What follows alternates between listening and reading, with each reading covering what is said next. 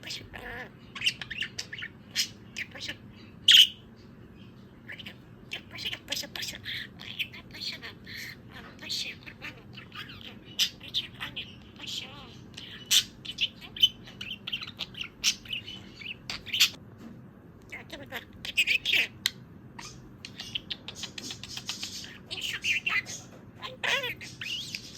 İşte bir Tamam. Annesinin paşası. Annem. Barışmadım paşa. Kurbanım.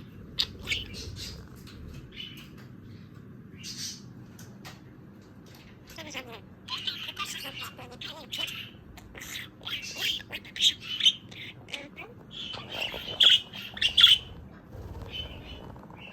paşam. Paşa. Görmedim ya paşa. Ya paşanım. Ay pardon. Ölmüşüm. Anneciğim. Kurbanım paşam. Paşamı da. Ay aslında küçük atlasın.